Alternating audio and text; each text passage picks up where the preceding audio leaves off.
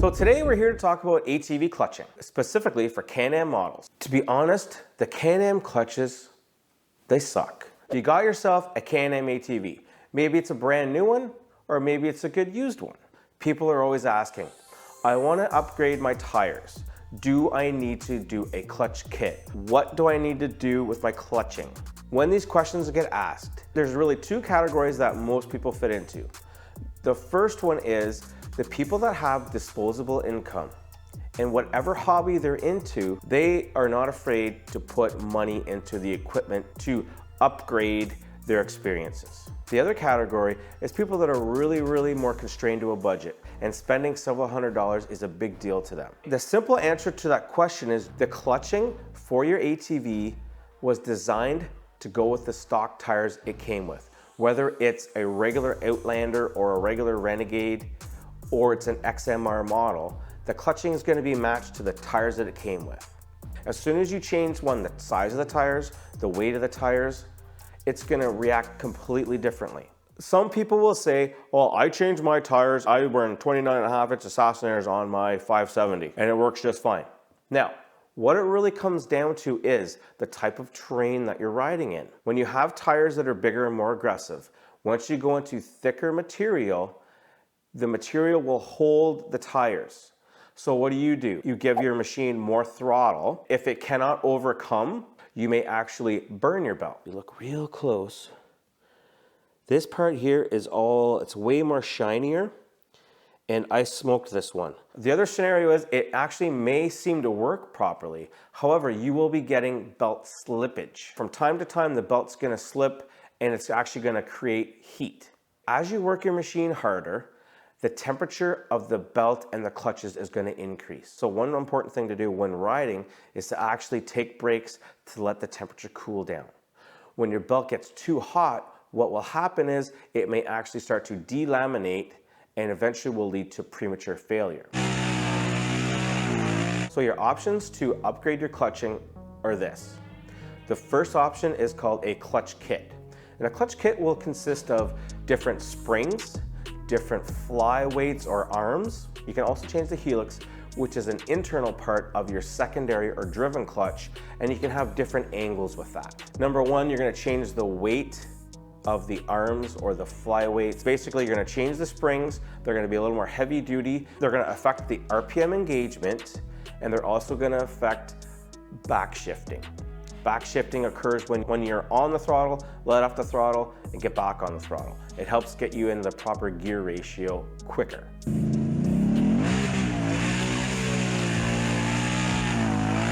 So the clutch kit seems like a better option.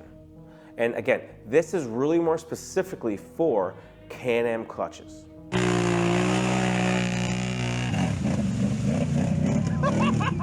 So now, I did some research on some pricing with a few different distributors. A big clutch company is called EPI. Their clutch kit was pretty much about the same price, right around $270. QSC, Quad Shop Customs, their clutch kit is well over $350. Super ATV, and theirs retails for about $400 Canadian. To be honest, the Can-Am clutches, they suck. They're really subpar.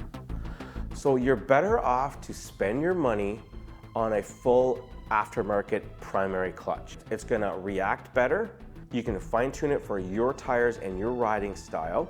You're gonna reduce the chances of the belt slipping because it grabs so much better. The issue with getting a full primary clutch is the cost.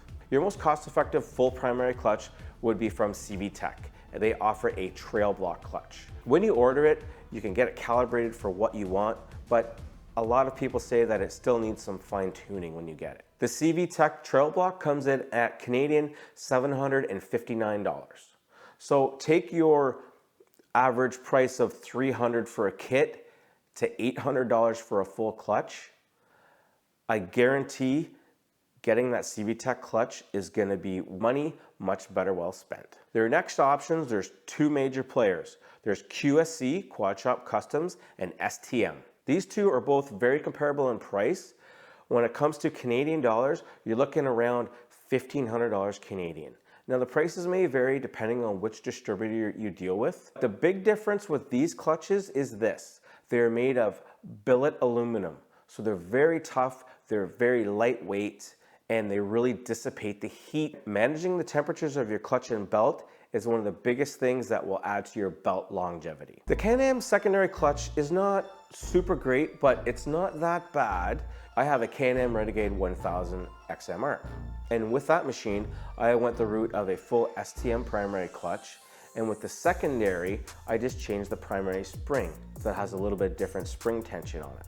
And it works quite well. If you want to upgrade your whole secondary, STM Power Sports is pretty much the only player that makes one, and that retails for about $937 Canadian. But now here's the interesting thing. The QSC and STM clutches are roughly based on the Polaris clutching. Polaris stock clutching is actually very good. I had a Polaris Sportsman before my Renegade, and all I did with that one was put a clutch kit in it from Dalton, and that thing worked real good. I never had any issues. Part of the reasons are their secondary clutch, it's called a roller clutch, so it uses rollers instead of ramps. One of the issues with the Can-Am secondary clutch is this. It's a two-piece unit, much like the primary I already showed you. So when it comes to removing it and reinstalling it, you really need proper tools from Can-Am. There are workarounds for it, but the only way to really get it safe, take it to a shop that has the tools or purchase the tools yourselves. So with an aftermarket STM, that eliminates that cost because it's more of a traditional setup where the secondary clutch is actually all bolted together as one unit, and it just slides on, torque it down, and away you go. You want to get into more extreme terrain, more extreme type of riding, get into the deeper stuff, the thicker mud. You want to get the bigger tires, you absolutely have to upgrade your clutching. Your best value for your money spent is to skip the clutch kit altogether. Your best value to get high performance would be to go to a CVTech Trail Block clutch and an STM secondary. So another option is to go with a QSC or an STM primary clutch and just change your secondary spring, the example that I went with. But if you really want to get the best performance, you got to upgrade everything, and don't be afraid to spend a little bit of cash. But I'll tell you what, you will go places and you will have a great time.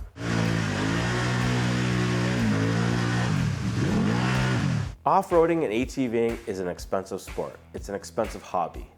Well, there's something you don't see every day.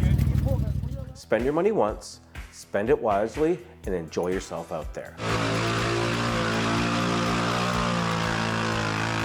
If you're new to ATVs and you want to learn a little bit more about CVT clutching, constantly variable transmissions, check out this video right here.